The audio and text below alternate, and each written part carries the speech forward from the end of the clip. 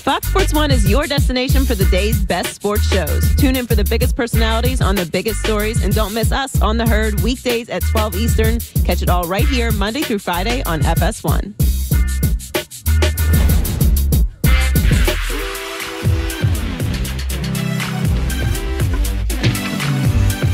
Peloton's a game-changing indoor cycling bike, brings the energy of live studio classes to your house. Learn more about Peloton Bike at onepeloton.com or visit your local showroom. By the way, Manny Machado signed with the Padres, $300 million, 10 years. That's the last we'll talk about the Padres for a decade because they won't be able to afford even bat boys. We always bang on NBA guys when they change teams to win. Baseball guys go to get rich, and everybody's like, yeah, don't get it. I'd rather win. So certain franchises, there's probably a dozen of these if you took all the leagues. If you took NHL, NBA, NFL, Major League Baseball, there's probably a dozen in total of like what I would call low self-esteem sport franchises. They don't have any titles. Detroit Lions, Buffalo Bills, Cleveland Browns were big 70 years ago. And so these franchises, if you give them a glimpse of hope, you tell them you like them, they fall in love. They have low self-esteem. And they're also just willing to give you the franchise if you're great. The Cleveland Cavaliers, before LeBron James arrived, were, a blip. They don't matter, right? Lakers, Celtics, Bulls, Sixers, been a lot of franchises, Heat that matter. They didn't. And so LeBron shows up, and they were really the perfect organization for LeBron. The Cavs had no history. He was the biggest star in the state. You had a new NBA owner. They gave him the franchise. You're not going to do better than LeBron. And so LeBron, if you go look at LeBron's childhood, it's Psychology 101, LeBron is always pushed back a little bit on authority figures because LeBron had a pretty disrupted, chaotic young childhood. And when you do, you tend to seek control because you didn't have it as a kid. And that's just Psychology 101. That's why people go to therapy based on childhood experiences. So LeBron wants control. And LeBron has pushed back on authority figures. David Blatt, Pat Riley, Mickey Arison, Eric Spoelstra, the Lakers now. So LeBron is a control seeker. And that's okay. That's very human considering his life. And that was a perfect relationship to be in with Cleveland. He would have never left Cleveland the first time if they could get him any players. He would have never left Cleveland the second time if they made a deal to get him more players and Kyrie didn't leave. What's interesting, though, is Miami and the Lakers are not ideal fits for him. The Miami Heat have Pat Riley.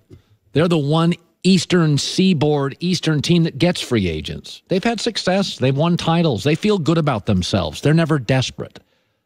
So as LeBron, the alpha, is seeking control and power, Miami wasn't willing to give him all of it, and he didn't like it. They won 2 titles in 4 years, and he didn't like it. He wanted more power. That's who LeBron is. Similarly, the Lakers are not an ideal fit. They're not giving him the franchise. This is not a low self-esteem franchise. They've got titles. There's lots of stars in Los Angeles, just like there are lots of big stars in Miami. D. Wade's a star. Dan Marino's a star. Real estate stars. Celebrity stars. Every weekend there's a party with stars. It's the same in Los Angeles. What's interesting about LeBron, it's very hard for two alphas to coexist. The perfect place for LeBron has always been Cleveland, but they butchered it both times. The first time they couldn't get him one other all-star. The second time he had an all-star and Kyrie left, and Kevin Love was aging. He wouldn't have left Cleveland. Cleveland's perfect for him. What LeBron has always been seeking, the Cavaliers were willing to furnish. Miami was briefly, but then pulled back and said, hey, we're not giving you everything. LeBron didn't like it.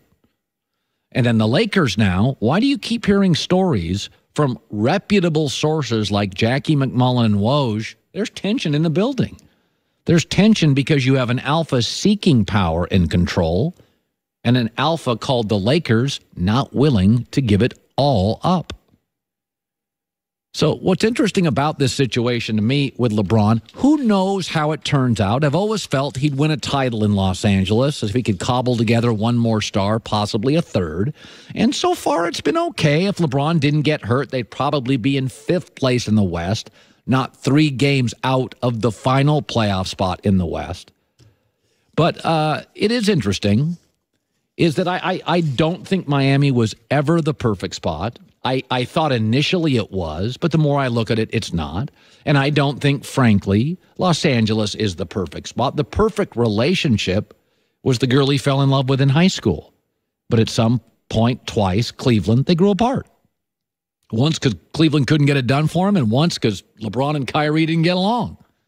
By the way, as far as the Western Conference standings go today, the Lakers are 3 games out of the final playoff spot. That means if they made the playoffs, which Las Vegas today says they won't, 25 games left, 17 against playoff teams. Of the 8 games with non-playoff teams, 6 are on the road. If they got in, if they'd face the Warriors, possibly the Nuggets or the Thunder.